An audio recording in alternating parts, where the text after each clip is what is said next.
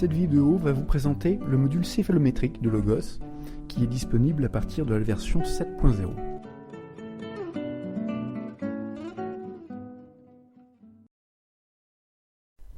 Il est possible d'accéder à ce module de différents endroits dans Logos. Par exemple ici, depuis l'imagerie. Ouvrons tout d'abord une radio.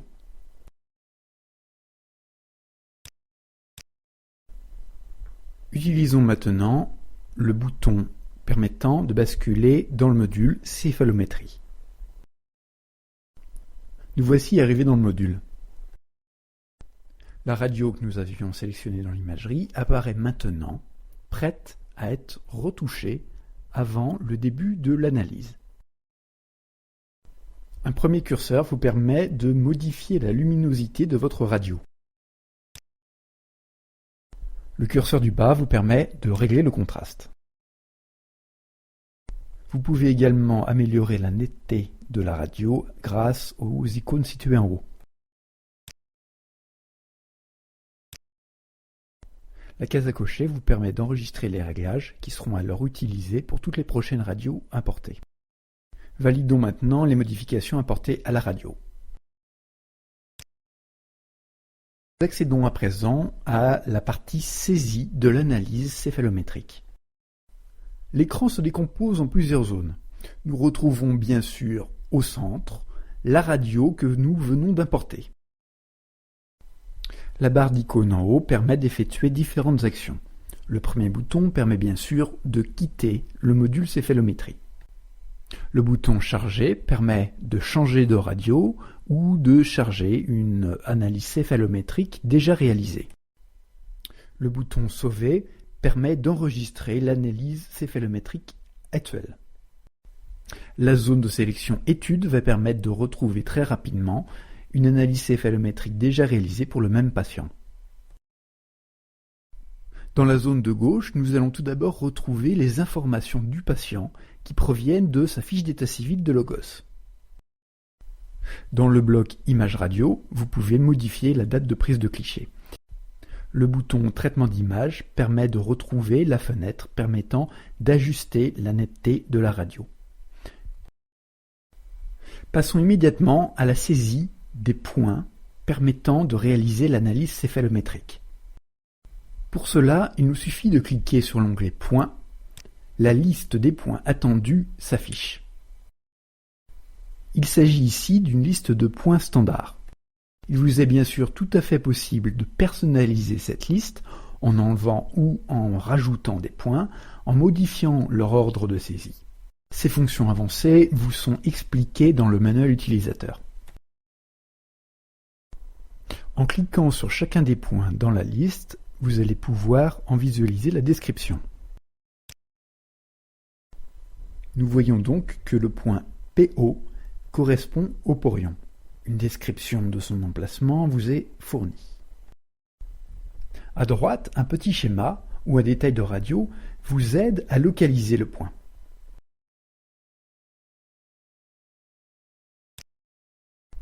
Le bouton situé au-dessus de la liste va vous permettre de saisir tous les points à la volée très rapidement.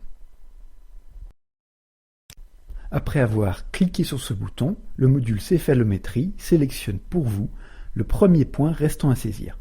Dans notre cas, il s'agit du porion. Pour saisir son emplacement, il nous suffit de déplacer la souris sur la radio, puis de cliquer. Le libellé du point apparaît alors juste en dessous du curseur, à l'endroit où il a été saisi. Nous voyons également qu'à gauche, le prochain point restant à saisir, l'orbital, a été automatiquement sélectionné. Il ne nous reste plus qu'à déplacer la souris et cliquer à nouveau pour le saisir. On remarque que le plan de Francfort a été automatiquement dessiné en rouge. De plus, la radio a été légèrement inclinée afin d'être mise dans l'orientation de Francfort. Vous pouvez à tout moment annuler cette orientation en cliquant sur la case à cocher située en haut. Nous pouvons maintenant continuer notre saisie. À présent, le point APM. Continuons la saisie avec quelques autres points.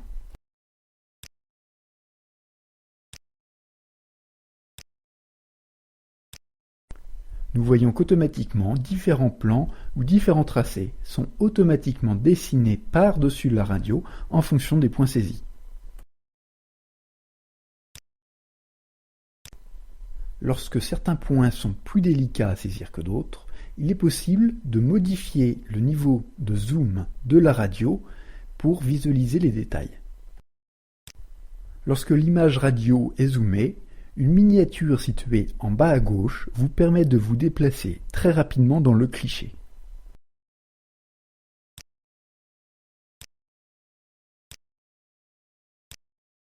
Les barres de scrolling situées à droite et en bas de l'image radio vous permettent également de vous déplacer.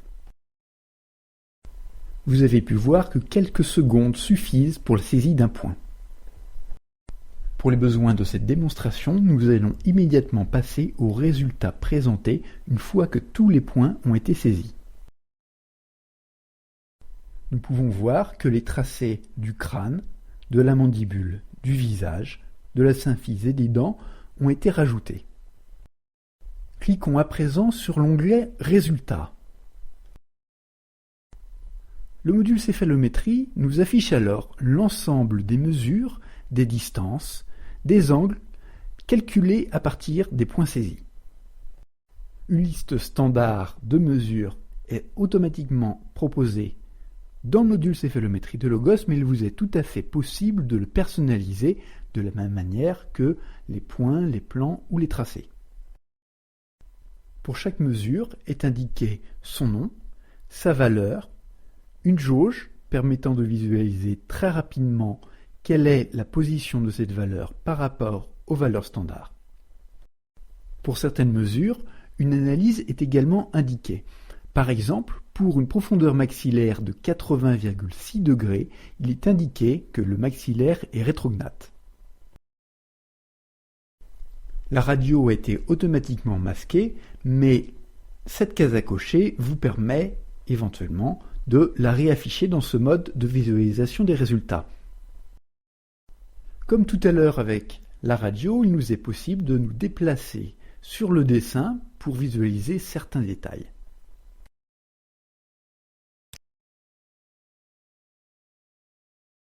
En cliquant sur une des mesures, vous pouvez en visualiser la représentation graphique.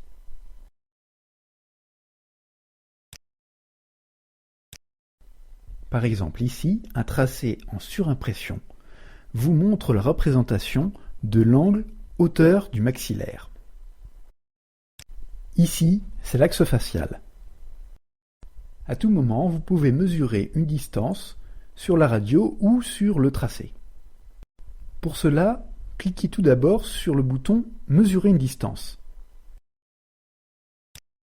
Comme vous y invite l'aide située en bas à gauche, cliquez sur le premier point. En déplaçant la souris, la distance entre le premier point cliqué et la position de la souris est indiquée. De la même manière, il vous est possible de mesurer un angle. Cliquez tout d'abord sur l'icône « Mesurer un angle ». Cliquez sur le premier point, puis sur un second, puis un troisième. L'angle formé par les 3 points est représenté sur le tracé et sa valeur est donnée en bas à gauche. Une fois les points placés, les mesures vérifiées, nous pouvons imprimer l'analyse. Le modèle qui vous est présenté ici est un modèle d'exemple livré en standard avec le module céphalométrie de Logos, mais il vous est tout à fait possible de personnaliser, de modifier la disposition, les images, les champs et la mise en forme. Voilà, cette démonstration pour la prise en main du module céphalométrique de Logos version 7 et suivante est maintenant terminée. De très nombreuses capacités de personnalisation de votre propre analyse céphalométrique sont possibles dans ce module. Nous vous invitons donc à lire attentivement le chapitre consacré à ce module dans le manuel d'utilisateur de Logos.